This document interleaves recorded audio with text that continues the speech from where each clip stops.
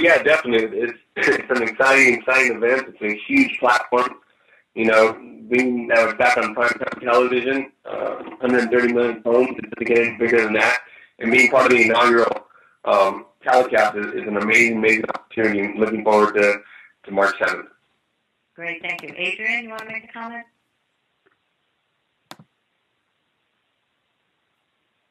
Adrien, you there?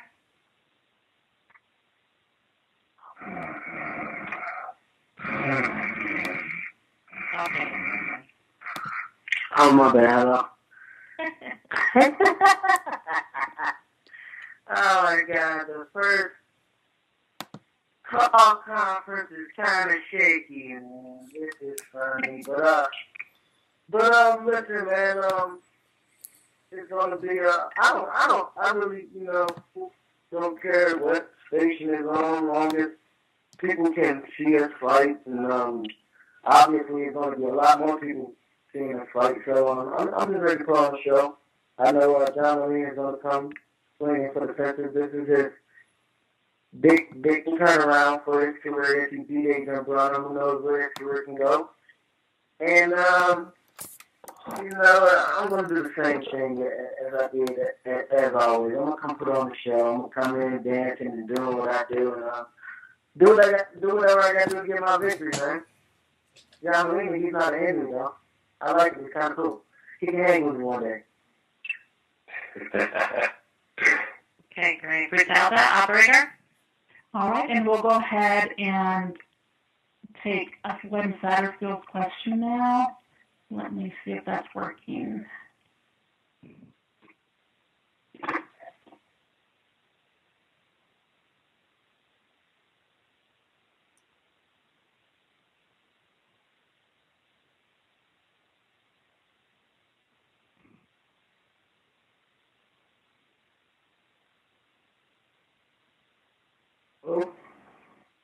You guys stand by. If you guys stand by, I'm sorry, this never happens with this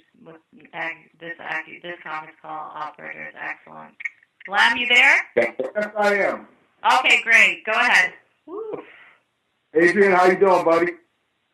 What's up, man? Hey, you had characterized last time we talked.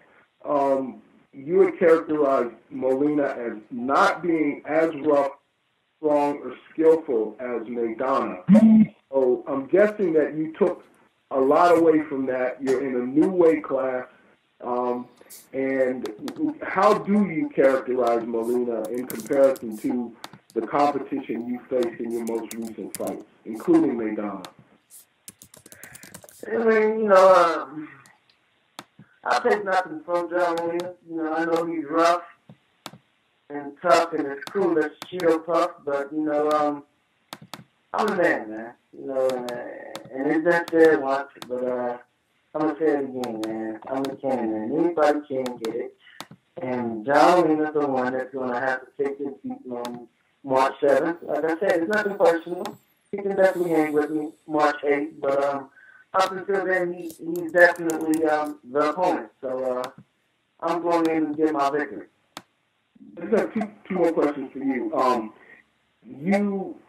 You are in a new weight class. You are in a fourth weight class. And, one of the achievements that could come your way is a fourth title in as many weight classes. And you would be a relatively young fighter to do that. Do you think that some of that is lost on people, some of your accomplishments are lost on people, and is that a goal of yours to win a fourth title in this weight class? I definitely will be world champion at 140 pounds one day. And, but this fight, it's not going to happen. My main task is getting my victory, and I'm looking good at doing that. Now, the last question is, you have said that this fight is going to end with you raising your hands after knocking him out. Are you sticking to that, or are you going to be, satisfied with a win?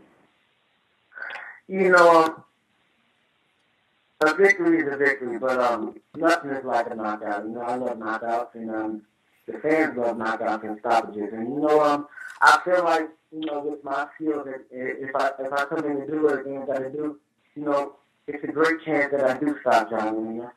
And, you know, this is boxing. A knockout is only one punch away. All right, thank you, Adrien. Good luck in the fight. John? Yeah. Hey, John. Good, how you doing? Great. You made the analogy the last time we talked of you being a truck and Adrien being a sports car, and that you were going to bulldoze him and run him over. Can you talk about what you meant by that? Visualize us, give us a visualization of that. Definitely. Well, stylistically, it's a great matchup. I mean, it's a classic matchup for boxing. You're going to have two different sides of the spectrum as far as stylistically goes. Adrien's very quick-handed, very talented. You cannot deny the accolades that he's accomplished in the ring. But, you know, if I felt any different about going right through Adrien, I wouldn't be in the right business. We're extremely 110% confident. We're going to go in there and implement our will, do what we need to do to come victorious that night. Adrien has one plan. I have my plan. We're going to see that night, March 7th, who's going to come out on top. When you say you're going to run right through him, you really feel like you can take it to him and make him feel uncomfortable throughout most of the fight? If I felt any different, like I said before, I would be in the wrong business. But absolutely. I feel like I'll be the stronger man in the ring. Again, this is how I feel. This is how I feel going into the fight. 100% confident that I will be able to implement my will and do what I need to do to become victorious that night. And my last question for you is he has said that he believes he can knock you out. You know, obviously, Matisse in your fight was a rugged fight, but he took some to get some. Would Adrien try to knock you out play into your hands at all, or your thoughts? To me, I can care less what Adrien Broner brings to the table. That I don't worry about what he's doing in his camp, because if I did that, I have things that I have to work on in my camp in order to become victorious that night. But of course, I believe Adrien's a true fighter. I think he's going to try to sit there and engage with me. I think he has a huge pride and a lot of big ego, so he'll definitely want to sit there and exchange with me. And like I said, that would be something we'll definitely welcome with open arms. That's my style. It's no secret. I've always said it best. You're not going to play chess with Bobby Fischer. You know, I'm not going to sit there and say that I'm quicker-handed than Adrien Broner, because that's not the case. But I have my strengths, he has his strengths, and we're going to see which one comes out on top March 7th. But definitely looking forward to March 7th. We're prepared 110% for this fight. We're doing everything humanly possible to be prepared, and I believe the fans are really going to win on this one, because you have two guys that I believe they're going to be victorious March 7th. And March 7th, we're going to find out who really knows the truth. You guys, thank you very much. Good luck in the fight. Thank you. Our next question comes from Kel Dansby with Black Sports. First question for Adrien. Hello? You got me? Yeah, what's up? Adrien, how do you feel entering this, camp? How's your weight going? A lot of people make fun of, you eating whatever you want between fights or just having fun and partying, but you always make weight. Do you feel the same coming into this fight? Has it been a struggle? How's it going? Man, listen, I don't have a problem making weight, and I do what I do, and a lot of people they can take whatever. As long as I come prepared and I make weight, I'm all right. And now that you're at a lower weight than you were before, do you think your power will transition better to this weight class? Is that why you're predicting a knockout victory? I mean, when I stepped up in weight, I was still lightweight, and I'm going to 140 pounds now, and it will show March 7th. I just hope John Molina is ready. It's gonna be fun. When you look at a fighter like Molina, who everyone considers to have the power advantage, do you really want to make this, I guess, a brawl type of fight? Is that something you looked at going in, or are you just going to try to dance around him and win this fight at the end? What's your plan going into this? Listen, this is what you do. You watch the fight, and then you tell me how you like it after the fight. All right, good enough. Molina, next question for you. Looking at a fighter like Adrien, who obviously is very charismatic, who plays for his band. You know, he may talk a little bit. Does that give you extra fuel when training for him? No, I mean, you don't expect anything less. I mean, if it wasn't vintage Adrien Broner being charismatic and braggadocious outside of the ring, then I would think there was a problem. But no, I mean, this is what you fully anticipate going into this fight. We knew what we were facing. We knew what we were getting in there with. We know exactly. So, you know, that's the beauty of boxing. Boxing is not a debate contest. Boxing is not a song and dance. Boxing is we don't play this sport. We actually live it. We fight. We go in there, and it's two men that are world-class athletes that are going to go in there and bring their best A game to the table. I mean, this is a very, very brutal sport, if you will, and I believe that's why the fans love this sport. But no, we don't take what he says at Field with Fire. I mean, it's a pride issue. I hate to lose at Checkers. I mean, my competitive nature is always been strong, and I don't anticipate it being any less strong come March 7th. So we're definitely looking forward to March 7th. Is there anything you can tell us about the Maidana fight that he had? Is something that you can take away from it that you can use to your advantage coming into this fight? Well, you know, I always really discredit and don't like when people say, well, I've seen this fight, I know exactly how that guy's going to fight. To me, every man is different. I've seen how Adrien Broner fights. I've seen how he reacts under pressure, but not under pressure from me, under pressure from Marcos Maidana, under pressure from guys like Ponce de Leon. I've seen how he reacts in those guys. But then again, March 7th, it'll be the first time I'll be facing Adrien Broner. So then I can make my full analysis on what and how he's going to react on the pressure that I'm going to apply to him. So we can take little bits and pieces of it and get recognized with his attributes and things that he does in there. But again, like Mike Tyson said, everyone has a plan until they get punched in the face. So March 7th, we got to train for the best Adrien Broner. We got to train for the Adrien Broner that's going to move. We got to train for the Adrien Broner that's going to come forward. We're going to train for the Adrien Broner that's going to try to stop the show. That's our best bet. If we try to take a piece out of Maidana's book or a piece out of Palinanagi's book, we're setting ourselves up for failure. We can see how he reacts in certain situations, but it'll be the first time he ever reacts to my situation, March 7th. All right. Thank you. Thank you, guys. Thank you. All right, our next question comes from Mike Woods with Sweet Science. Good time. Appreciate it. First question is from Mr. Molina. John, I'd like your response to people who say, hey, come on, Molina's coming off 2 losses, and he doesn't deserve this fight. You got no shortage of people saying that on the internet, so your response, please, to that. Yeah, no, definitely. People are going to say what they're going to. But the reality is that people have fallen in love with my style, given the fact that I'm more of I had the scenic route to get to where I'm at. You know, I didn't have the accolades in the amateur career. I didn't turn pro until I was 24 years old. So definitely it took a while to get to this plateau, this level, if you will. But at the same time, I've left it all in the ring. I plan on leaving it all in the ring every time I go in there. You know, boxing has provided for my family, has gotten me everything I have today to show for. So I'll never disrespect boxing or spit in its face because of what it's provided for my family. And I'm a family man, and I take that very serious. So I believe that the true fans of mine know what they're going to get March 7th. They know that I'm bringing everything to the table. And, you know, a lot of fighters say that they'll go out on their show, but I truly mean it.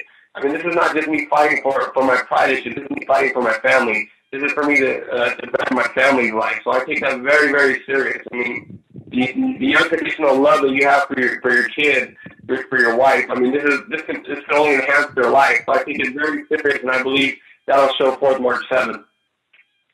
Adrien, what about you? Some people saying, you know, you're fighting the guy who's coming off of 2 losses. You should be fighting Madonna again. What's your response to that, to those people? Hey, I'll fight you too if they pay me as much as they don't pay me. I don't think you get too much to fight me. That would be too easy. It ain't a downward fight no more. They just want to see me fight. Listen, I tried to fight McDonald on Sunday. The Saturday night evening. I tried to fight him on Sunday. I can't wait to fight McDonald again, but the guy I got to fight is John Molina, so I'm going to handle my business and worry about my McDonald rematch next. Excellent. Good stuff. Thanks, guys. Be well. Thank you. Our last question comes from Dan Raphael with ESPN.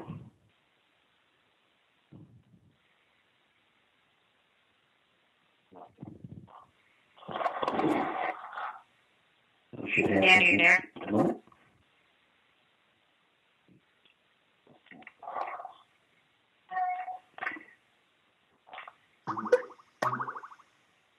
Oh, yeah. John? Oh, yeah.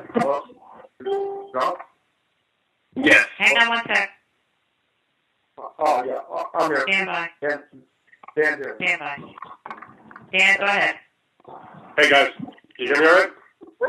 Yeah. Hey, John, this question is for you. You're coming off 2 losses in a row, but I think if you ask your average boxing fan, do they realize that or do they care? They'd probably say no because, you're a guy that always provides a quality, entertaining fight. Do you think that because of that even though you lost a couple of fights in a row, that you're in a position to fight on a huge stage like primetime NBC, despite the losses, that because of your fan-friendly style, like you've been talking about, that's the reason why you're being put on this tremendous platform? I believe so. Like they say, boxing going back to primetime television. If you look back at the old-time fighters, the O and the losses were, these are to be expected because you had the best fighting the best. But, we don't go out there. We don't go out there anticipating to lose. We go out there to put it all on the table. I want to fight. The fans are going to pay the hard-earned money to watch me fight. I'm going to give them a fight. And a win over Adrien Broner erases any hiccups that we had in our career thus far. That's how big of a name Adrien Broner brings to the table, and I can respect that. But at the same time, we're out there to be victorious, give the fans a treat, and leave it all on the table. And I fully anticipate on doing that March 7th. We're preparing very, very extremely well to be the best we can be that night. And I believe everyone got it right by putting the styles up, myself and Adrien Broner together on that card that night, March 7th, on primetime television. John, other thing I want to ask you is, because I'm not sure about this, who is training you for this fight? Are you back with Joe Goossen, or are you somewhere else? Yeah, Joe Goossen is training me for this fight. And did he train you for the? I don't remember. Did he train you for your last few fights or not? He trained me for my Matisse fight, not for the Soto fight, but he did train me for the Matisse fight. Okay, who was your trainer in this Humberto Soto? That was Jose Santa Cruz, Leo Santa Cruz's father. Gotcha. Okay, thank you for clarifying that. Appreciate your time. I want to ask Adrien a question. Adrien, are you there? What's up, Dan? Hey, Adrien, how are you? I heard you mention to one of the other questioners earlier that you wanted to. That there was no doubt in your mind that at some point in the future you would become a champion in the 140-pound weight division. I'm wondering, is that something that is extremely important to you, or if other opportunities were there to fight other non-title fights at 140 or fight for a title again at 147 or something like that? Where is that on your to-do list, so to speak, at 140? That's first to do. But, if it was up to me, I'll fight for the title right now if I could. But, the sport that we're in, I just fight whoever they put in front of me, and John was the guy that couldn't fight, so that's why I'm going to fight. That, man. I fight anybody, man. Understood. The other question I have to, similar to what I had asked John, was, you guys are the opening TV fight on the very first card that they're having on NBC in prime time, which has not happened for many, many years as there's been boxing on primetime network television. How stoked are you for that, to be like first out of the gate and be able to basically set the what people are going to see, really make an impression right off the bat? I mean, to me it's just another day in the ring, but you know what? This is bigger than big, this is bigger than another professor family, and I'm definitely going to put on a show, and I'm going to be ready myself. All right, very good. Adrien, thank you, and John, thank you guys. Appreciate your time today. You're welcome. Okay, great. That's the time we have for Adrien and John, so you guys, thanks so much for joining us.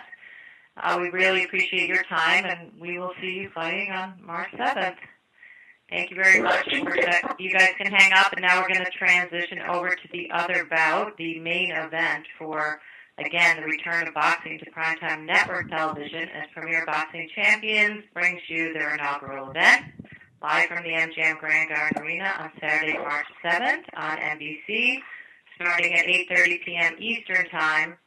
5:30 p.m. Pacific time. And again, please, if you could note that for your readers, so everybody's in front of their television and also in their seats at the arena on time to see these great matchups. We are just about to get ready. Keith, are you there? Yes, I'm here. Okay, great. Thank you. And Robert, are you here? Yes, I'm here. Okay, great. Thanks so much. So now I'd like to introduce Keith Thurman, the WBA welterweight world champion. Hang on a sec. And Robert Guerrero, the former 4-division world champion. You guys, if you want to just make a quick opening statement, then we'll open it up for questions. Why don't we start with you, Robert? Hi, everybody out there. Man, I'm excited to be on this card. First one to open up, the fight on NBC. Thank you for your time and your questions in advance. So let's get this going. Okay, great. And Keith, from you? What's up, everybody? I have to hop out of my bath for this. I don't really mind. We're training hard. We're getting ready. Everybody's stoked. A lot of people are looking forward to what's about to happen in the world of boxing, and we're all looking forward to March 7th. So let's do this. Okay, great. Thank you. Okay, operator, let's go ahead and open this back up for questioning. All right, once again, as a reminder, if you'd like to ask a question, raise your hand by pressing star 1 on the telephone keypad.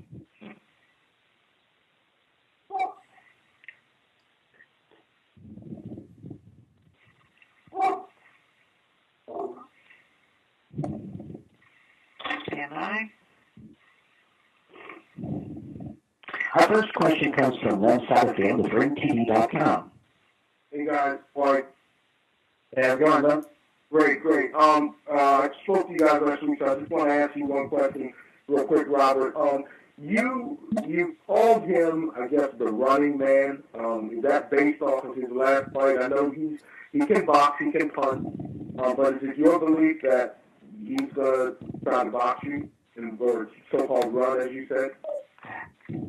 No, I didn't call him that. My father called him that. I respect every fighter that comes in the ring with me.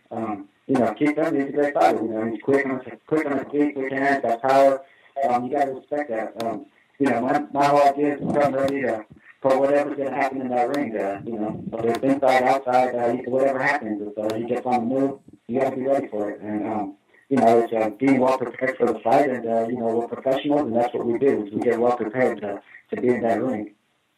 I do have one more question for you. The fact that you fought Floyd Mayweather and you were part of a pay-per-view event, a big promotion, how much of that you've given, that experience and the fact that you fought on such a high level against the number 1 pound-for-pound fighter in the world? It's an experience, especially, everything that comes around, the whole circus with Floyd and, with the all accesses and all that stuff, in your camp, following you around day to day. It's a big deal. It's a big deal, and you got to be well prepared for it.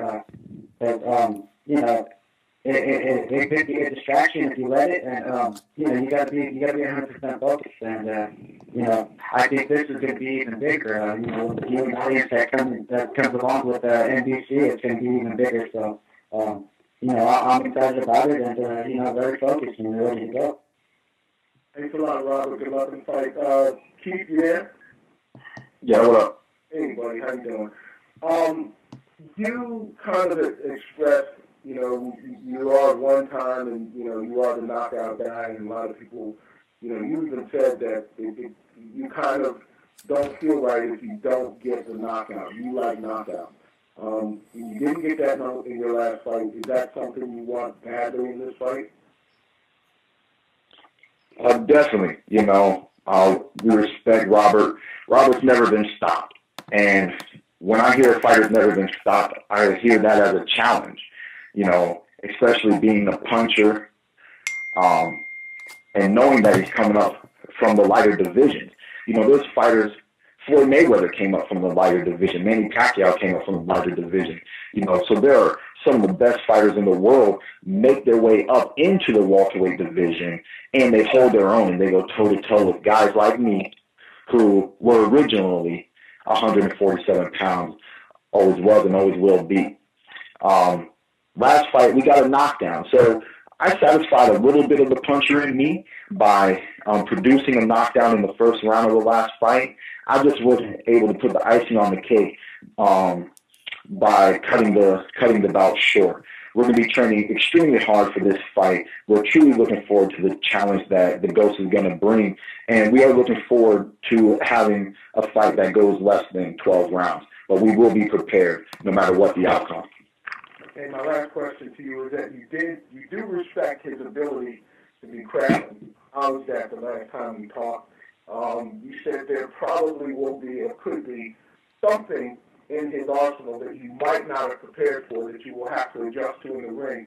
And among those things, you included his ability to hold, to be physical, and you referred to the Adrien Broner fight. Can you characterize what you meant by that and how you plan, to deal with that? We've watched more than just the Adrien Broner fight now, and he's an active fighter. He's an active fighter. He will fight you on the inside.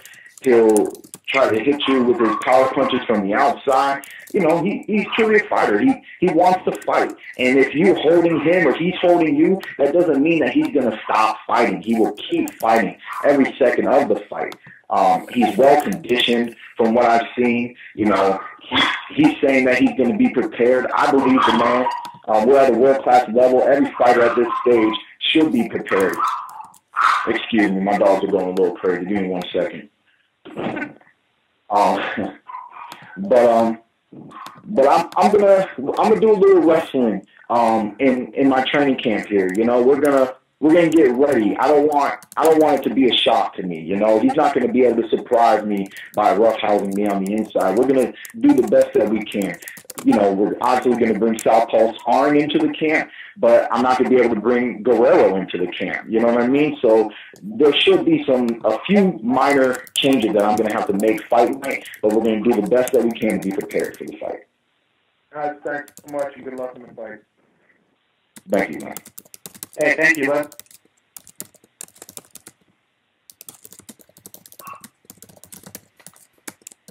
Go ahead, Broner.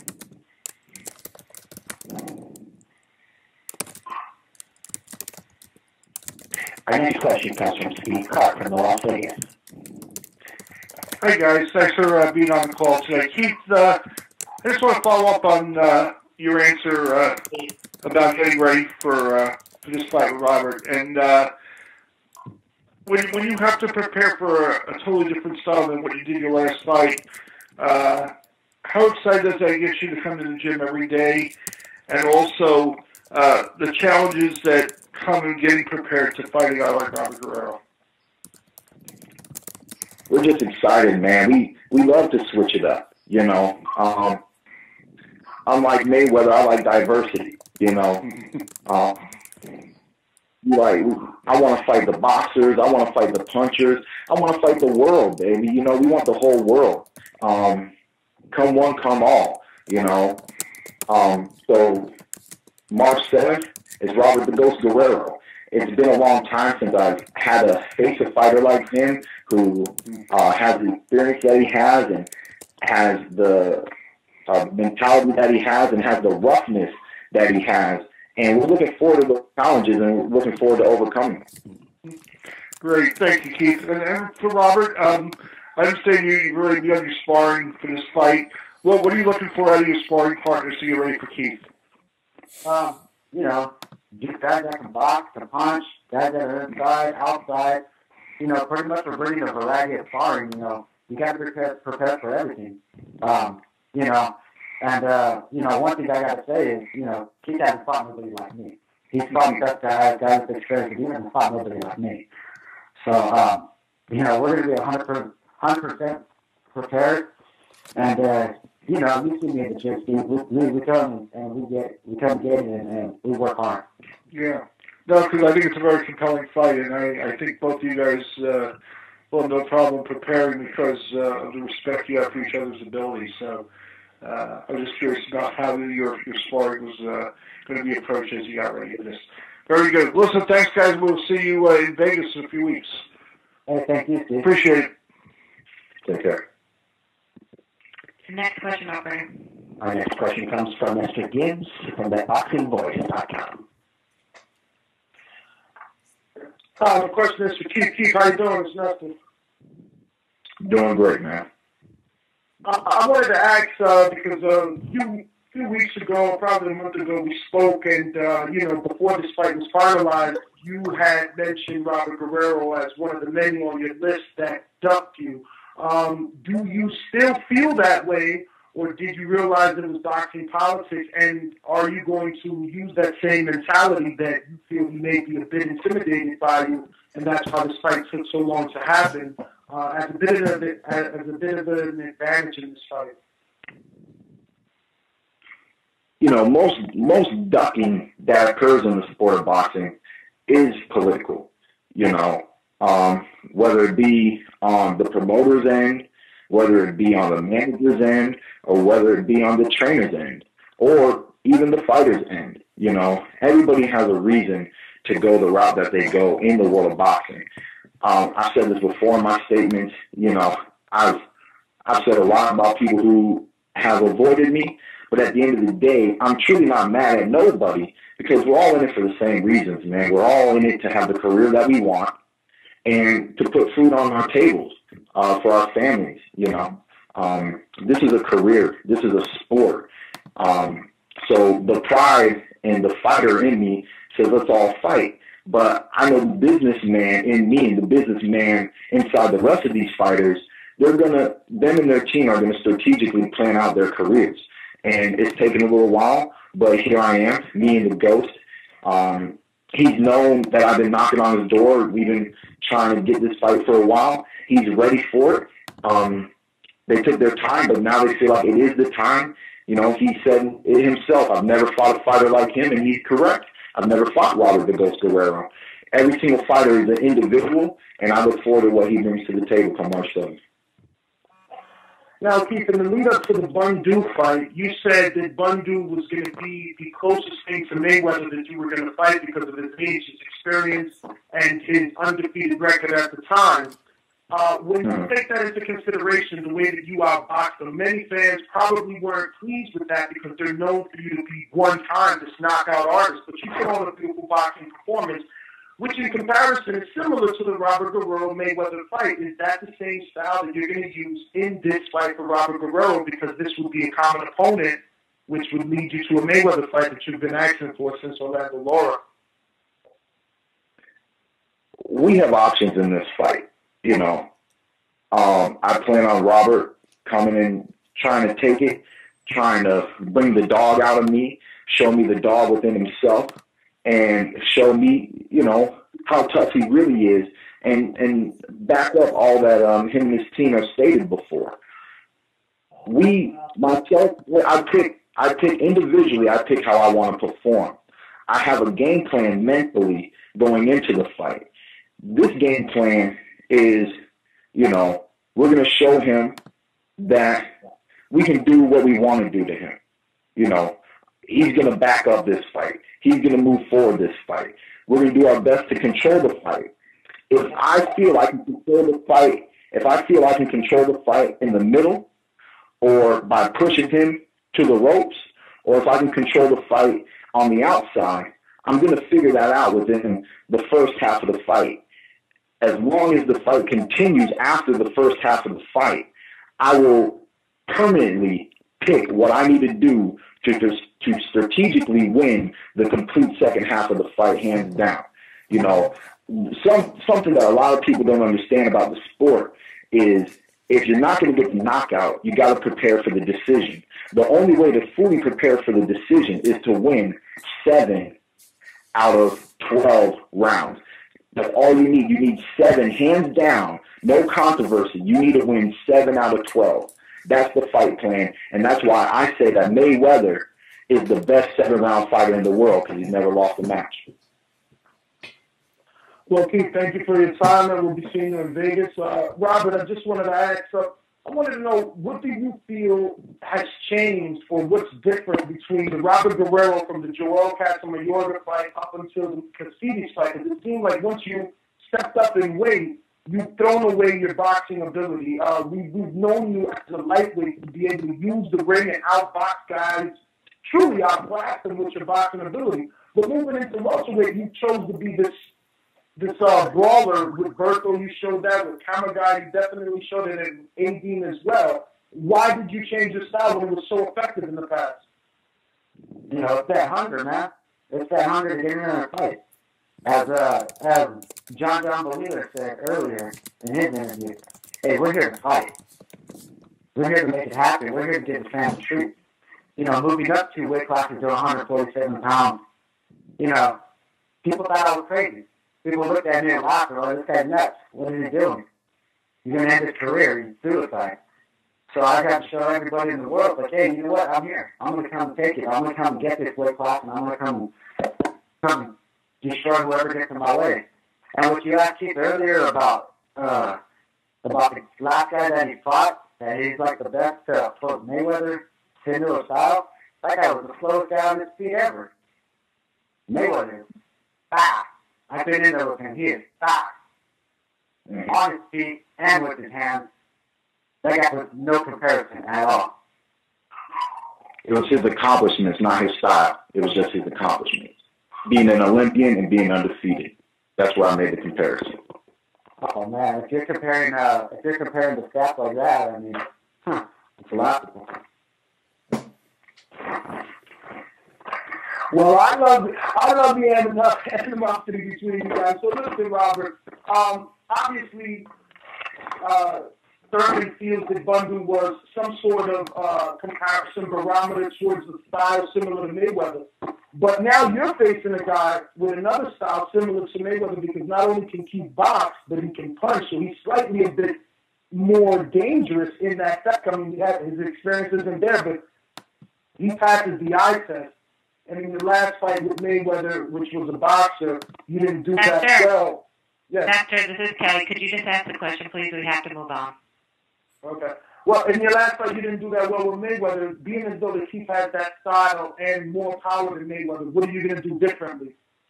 Hey, you learn from experiences. You know, Mayweather was a big experience for me. You know, you go down, you break down tape, and you work off your game plan, and that's what we're going to do. We're going to work off our game plan. We're breaking down film on Keith, and you know, we got something in store for him.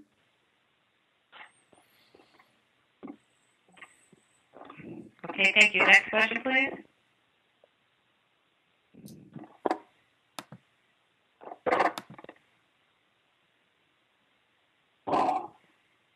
Mike, your line is open. Please ask your question. Hey, guys. Thanks for taking the time. I appreciate it. Robert, we closed last week, and you were unsparing in your comments. You had your game face on. You said, March 7th talk is over. I plan on leaving Keith Thurman's face worse than Berto's. I'm wondering, is there extra special hunger and anger and desire to put a hurting on Thurman this time around as compared to maybe some other fights? You know, there ain't no anger or anything. It's just coming out and fighting. Coming out and doing your job and doing it to the best you can. And, you know, this is a big deal. And DC, you got to come out. You know, we got to come out and show the fans. And, you know, people that are not boxing fans that are going to be watching also, you got to come and get them and win their hearts and show them, hey, we're here to fight. And question for Keith. Yeah, could you amplify a little bit talking about all these eyeballs that are going to be on this fight?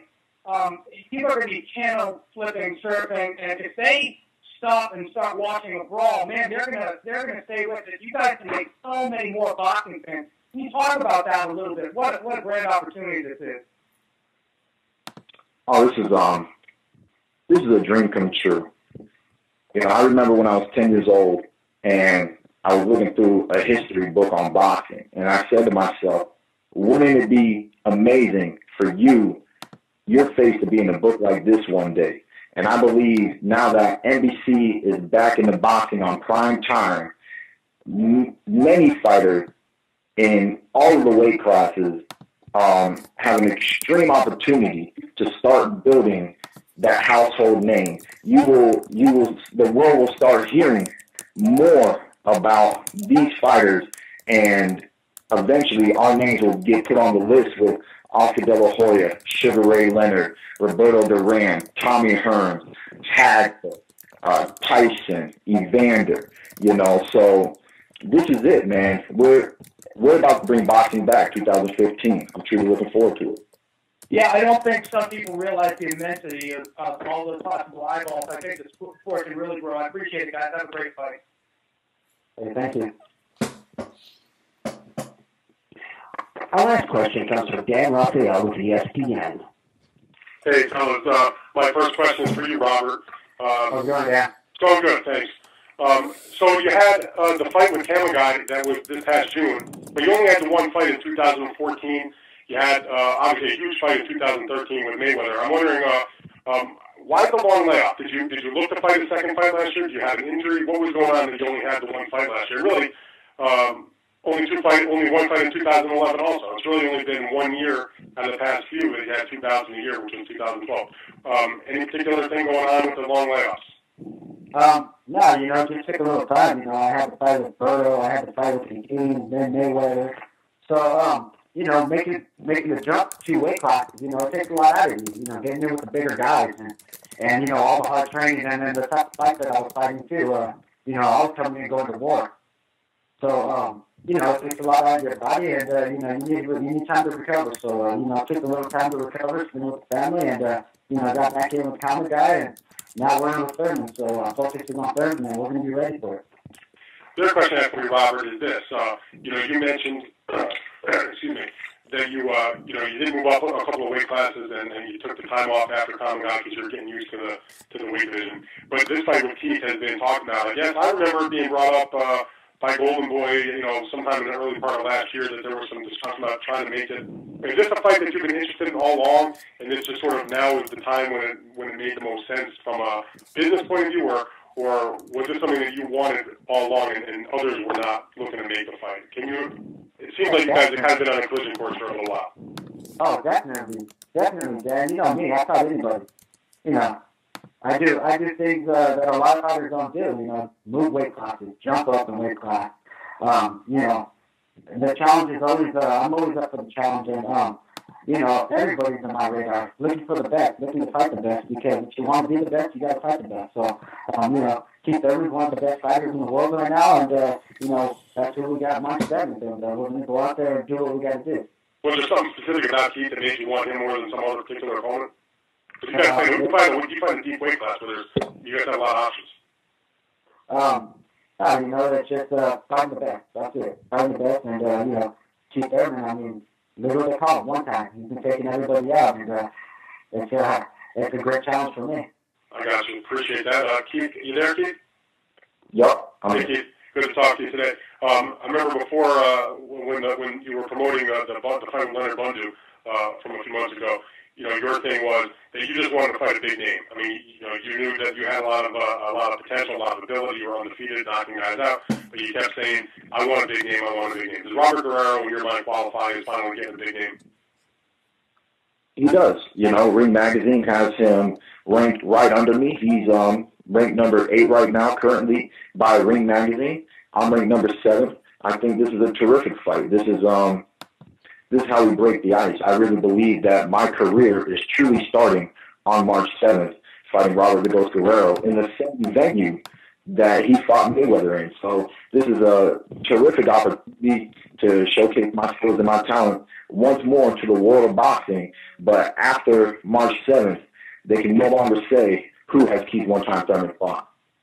And I asked Robert about the fact that this fight has been kind of discussed for a while now. It's finally come to fruition for March 7th, but was it a little bit frustrating that you couldn't get Robert or any other particular big name a little bit sooner, or are you okay with the way the schedule worked out? Because I know this was a fight, like I said, that's been talked about for a little while. I mean, of course it could have happened sooner. A lot of things could have happened sooner. Why are Mayweather and Pacquiao still in negotiations right now? Things could always happen sooner, you know. But I'm a man of faith. I believe that everything happens for a reason. I'm happy. You know, if we would have fought sooner, we would not be the main event.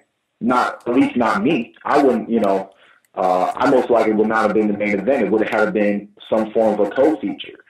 So to be headlining on NBC Primetime Network, I really can't ask for anything else. Robert the Ghost Guerrero, this is a perfect opportunity. You know, he wants to make a big statement. No one's beat me to this day. There's no better way in the welterweight division for someone who's jumping up 2 weight classes to make a better statement besides taking out one of the youngest and toughest welterweights in the division today. And for myself, this is a measuring stick to outperform Mayweather in Mayweather's hometown. So for both of us, this is just extremely exciting, and this is a real fight. We both have a lot there's a lot to gain from a victory here, and March 7th, man, the fans have something truly to look forward to. Yeah, I agree with that. One other question for you. Yeah. Yes, sir. Put it this way. It's the biggest date in the last 30 years. Bigger than Mayweather or anything out there. Yeah, it's big. I agree. I have one other question for you, Keith. Hasn't got a lot of publicity, but I guess it's basically in a paperwork move, the WBA has made you its regular title holder as opposed to the interim title holder. How did you come to find out about it, and what are your thoughts about that? I have not come to find out about that. You're the first one to mention anything to me. You know, me and my team, we joke about it all the time, you know, that I'm being treated like the champion, you know, because Mayweather has 2 belts.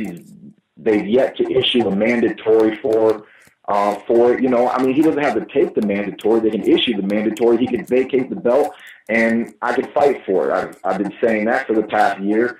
Well, you are now their full title holder. I mean, that's what they've said. Thank you very much. You know, thank you for that. You know, at the end of the day, man, you know, there's a lot of different alphabet belts out there. If that's what they chose to do, I'm truly grateful for that. It's an honor for them to raise me up to that level. But at the end of the day, man, with a belt, without a belt, it doesn't matter. You know, we're in the ring. You know, I'm ready to fight Robert the Ghost Guerrero March 7th, and I'm going to do my job. I'm truly looking forward to it. All right, guys. Thank you so much for the time today. I look forward to this fight. Appreciate it, guys. Yeah, good day. Okay, great. That wraps up our call. Thank you so much, Keith and Robert, for taking the time to talk to the media, Adrien and John as well. And thank you, media, for calling in. And again, we look forward to this fantastic night of boxing. Thanks, everybody.